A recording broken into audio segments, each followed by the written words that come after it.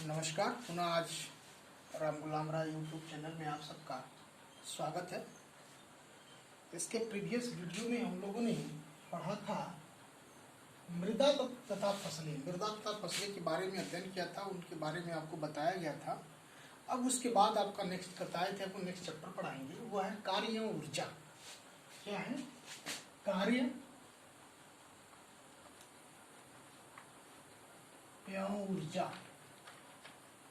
कार्य एवं ऊर्जा, इसके बारे में जानना है। बारी बारी से जानेंगे। कार्य क्या होता है, ऊर्जा क्या होता है। कार्य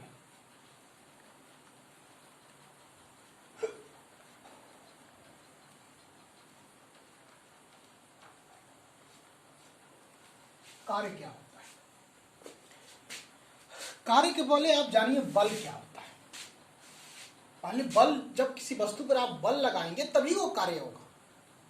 तो सबसे पहले कार्य को जानने के पहले आपको फोर्स जानना पड़ेगा। बल क्या होता है? फोर्स जानना पड़ेगा। आपको हमने प्रीवियस क्लास में बताया था कि बल क्या है। बल वह बाह्य कारक है जो किसी वस्तु की स्थिति को परिवर्तन करता है या परिवर्तन करने का चेष्टा करता है। हमने ये कह रहा है कि बल क्या है। बल वह बाह्य कारक है जो किसी वस्तु की स्थिति को परिवर्तन करता है या परिवर्तन करने का चेष्टा करता है। उसको हम क्या कहते हैं? बल कहते हैं। उस कारक को हम बल कहते हैं। कहने का मतलब ये है कि ये मार्कर है, हमने इसको इससे उठाकर अपने हाथ में यहाँ ले लिया, यहाँ से उठाकर यहाँ कर दिया, तो हमने कुछ बल लगा रहा है। बल लगाकर इसकी स्थिति को परिवर्तन कर रहा है।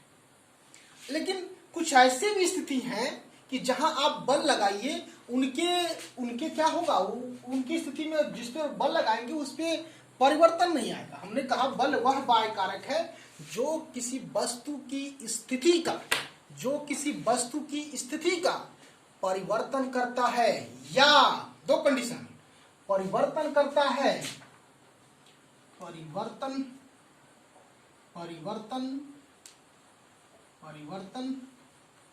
करता है या परिवर्तन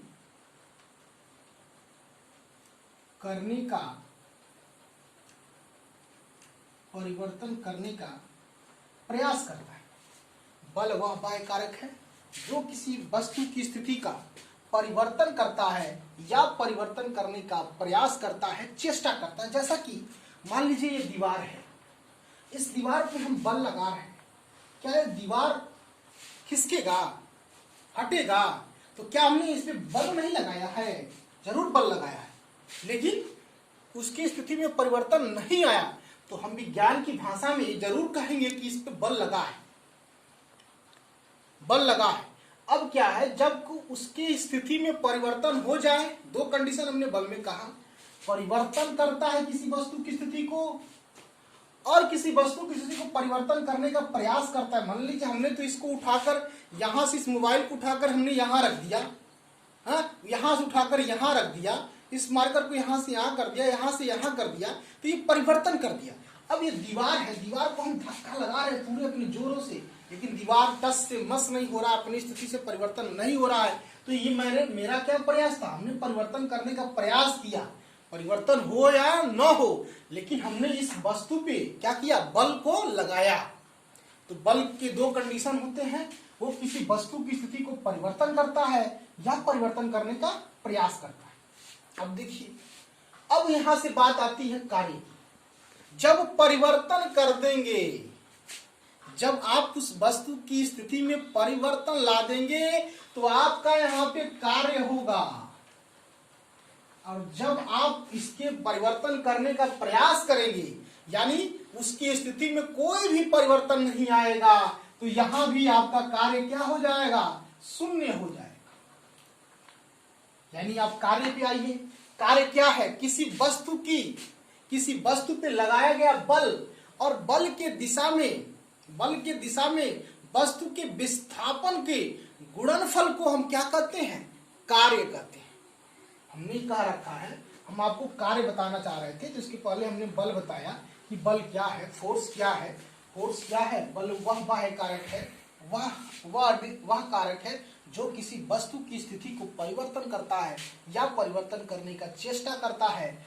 बल का मात्रक SI यूनिट में न्यूटन होता है। यदि बल बराबर आपने पढ़ा है, बल को हम F से डिनोट करते हैं, तो मास इंटू एक्सेलरेशन, यानी इसका बराबर क्या हो जाएगा, किलोग्राम, और त्वरण का मात्रक क्या हो जाएगा, मीटर पर सेकेंड स्क्वायर। इसी को क्या कहते हैं, न्यूटन का। अब हम ये देखेंगे कि बल का आपको हमने बता दिया, बल भी क्या, बल एक सदिश राशि है, वेक्टर क्वांटिटी है। अब हमें कार्य जानना है यहाँ पे, इसके लिए आपको बल को पूर्व चीजों से परिचय करा दिया, कार्य जानना है। यानी कार्य क्या होता है, किसी भी वस्तु पे आप बल लगाएंगे तो वस्तु के बल के दिशा में विस्थापन और वह बल के गुणनफल को ही हम क्या कहेंगे, कार्य कहेंगे। जैसे मान लीजिए ये आपका बोर्ड मार्कर है, इस मार्कर को हमने उठाकर यहाँ कर दिया, हमने ऐसे कर दिया तो यहाँ आ गया, तो इधर इस दिशा में बल लगाया ना, यहाँ बल लगाया तभी तो गया यहाँ पे, तो बल यहाँ से यहाँ तक आया और ये दूरी चला, यानी अब ये हमारा क्या हो गया, यहाँ पे कार्य हुआ। यदि ये टस से मस नहीं होता तो कार्य नहीं होता। तो देखिए कार्य नहीं होता तो साइंस की भाषा में क्या कहेंगे हम, देखिए कहेंगे, कार्य की परिभाषा में कहेंगे किसी वस्तु पर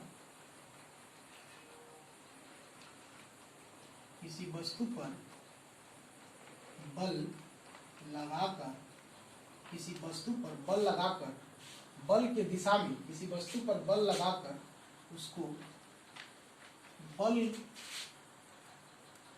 की दिशा में विस्थापित दूरी को, किसी वस्तु पर बल लगाकर उसको बल की दिशा में विस्थापित करने की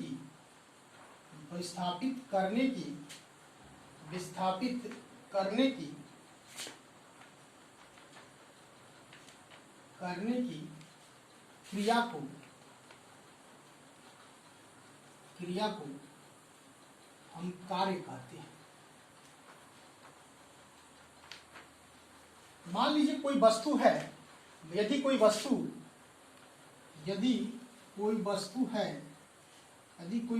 है जिस पर हम F बल लगाते हैं और बल के दिशा में विस्थापन, यदि कोई वस्तु पर F बल लगाते हैं और विस्थापन D हो, तो आपका कार्य क्या हो जाएगा, W into F into D।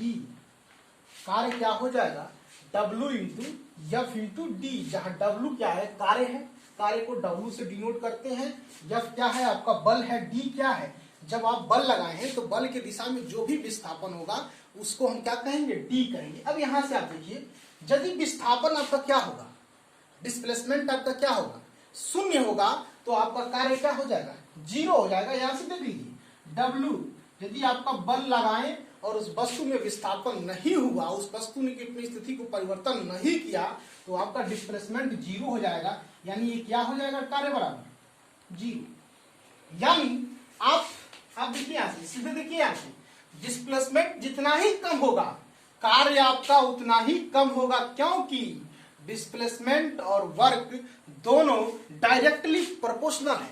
यदि आपका कार्य बढ़ेगा तो आपका विस्थापन बढ़ेगा, डिस्प्लेसमेंट बढ़ेगा। यदि आपका डिस्प्लेसमेंट घटेगा तो आपका वर्क भी घटेगा। यदि आप किसी वस्तु में, आप यदि किसी वस्तु को धक्का लगाते हैं, यदि उसका विस्थापन अधिक है तो कार्य भी यहाँ पे अधिक होगा। यदि आपका विस्थापन अधिक है तो कार्य भी अधिक होगा। यदि आप किसी वस्तु पे बल कम लगाते हैं तो उसका विस्थापन, उसका वर्क भी क्या हो जाएगा, कम हो जाएगा, क्योंकि दोनों आपके डायरेक्टली प्रोपोर्शनल है।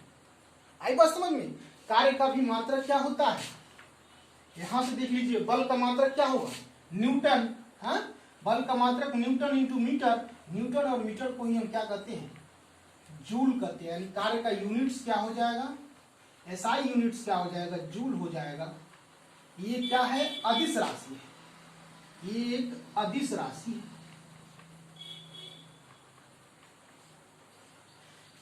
ये क्या है, अदिश राशि है।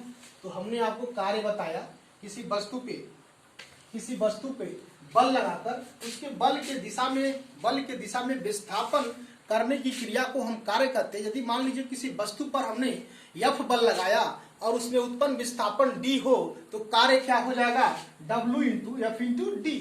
जहां F क्या है, फोर्स है, D क्या है, डिस्प्लेसमेंट है, W को हम कार्य को W से हमने डिनोट किया है, और यहाँ पर F क्या है, बल है, D क्या है, विस्थापन। अब आपको हमने ये कहा, यदि डिस्प्लेसमेंट जितना ही कम होगा, यानी विस्थापन जितना ही कम होगा, तो कार्य हमारा उतना ही कम होगा। यदि डिस्प्लेसमेंट हमारा विस्थापन शून्य होगा, यानी उस वस्तु में परिवर्तन नहीं आई, उस वस्तु में विस्थापन शून्य होगा, तो हमारा कार्य क्या हो जाएगा, 0 हो जाएगा। फिर आपको आपने कहा कि यदि उस वस्तु पे बल आप कम लगाते हैं तो कार्य भी आपको कम प्राप्त होगा, यदि उस वस्तु पे बल आप अधिक लगाते हैं तो कार्य भी आपको अधिक प्राप्त होगा। अब आपको हमने कहा कि बल का कार्य का मात्रक क्या होता है, जूल होता है। कार्य कौन सी राशि है, स्केलर या वेक्टर। तो ये आपको ये क्या, कौन सी क्वांटिटी है, स्केलर राशि है, अदिश राशि है। ये चीज आपको बताया। इसके पहले हमने बताया था कि बल क्या होता है। बल हम आपको ये बताया कि बल वह बाह्य कारक है जो किसी वस्तु की स्थिति को परिवर्तन करता है या परिवर्तन करने का चेष्टा करता है और चेष्टा करता है, उसे हम उस कारक को हम क्या करते हैं, बल करते हैं। बल का मात्रा क्या होता है, न्यूटन होता है। बल एक सदिश राशि है, यानी जब किसी वस्तु में विस्थापन, यदि किसी वस्तु में विस्थापन, मान लीजिए हमने किसी बल लगाया, बल में विस्थापन हुआ तो हमारा बल लगता है। लेकिन यदि ऐसा नहीं है कि जब किसी वस्तु पे बल लगा रहे हैं, जिस मान लीजिए इस दीवार पे धक्का दे रहे हैं, यदि ये दीवार की स्थिति में परिवर्तन नहीं हुआ तो भी हमारा विज्ञान की भाषा में इस पे कार्य हुआ, इस पे बल लगाया गया। ठीक है, कार्य नहीं हुआ लेकिन बल लगाया गया, लेकिन कार्य हमारा जब तक डिस्प्लेसमेंट नहीं होगा तब तक कार्य 0। अब आगे आपको बता रहे हैं,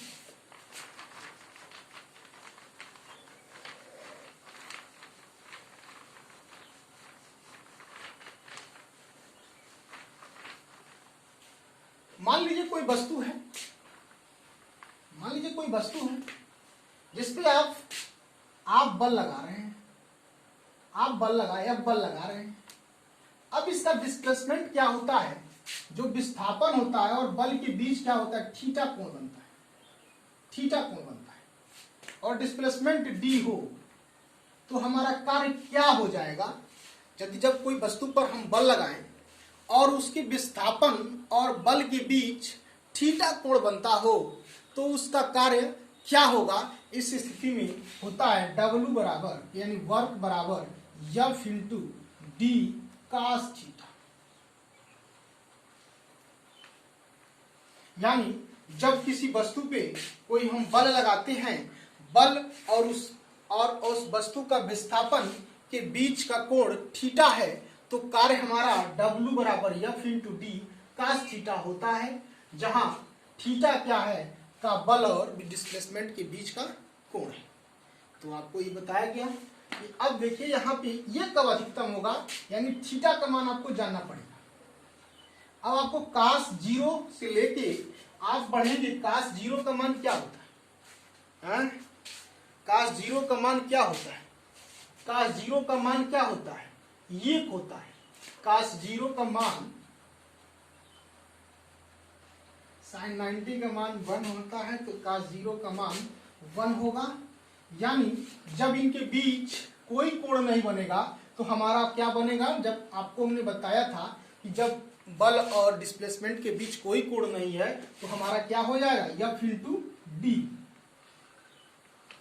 F इंटू D आ गया cos 0, यानी cos 0 डिग्री का मान क्या होता है, 1 होता है। यानी जब 0 अंश का कोण, यानी हमारा कोण बन ही नहीं रहा, जब कोण नहीं बनेगा तो हमारा फार्मूला याद आएगा F इंटू D। अब कब इसी समय ये अधिकतम होगा, यानी cos 0 डिग्री का मान ही अधिकतम होता है, उसके बाद इनके मान को बढ़ोतरी आएगी। अब हमारा क्या होगा, जितना ही एंगल का हमारा कोण अधिक बनेगा, हमारा वर्ग क्या हो जाएगा, कम हो जाएगा। तो इन सब चीजों को आप एक बार अपने पुस्तक के माध्यम से अध्ययन करिएगा। नेक्स्ट वीडियो में आपको फिर हम कार्य के एक बार रिवाइज करते हुए आपको इसके बाद एनर्जी पढ़ाएंगे और एनर्जी के बारे में बताएंगे कि एनर्जी के कितने प्रकार होते हैं, फिर कौन सी आपको जो यांत्रिक ऊर्जा है, यांत्रिक ऊर्जा के कौन से प्रकार होते हैं, गतिज ऊर्जा, स्थितिज ऊर्जा, इनके एग्जाम्पल के साथ फिर कुछ एनर्जी के कन्वर्जन बताएंगे, फिर आगे उसको जैसा होगा आपको बताया जाएगा। ठीक है, बहुत बहुत धन्यवाद, नमस्कार।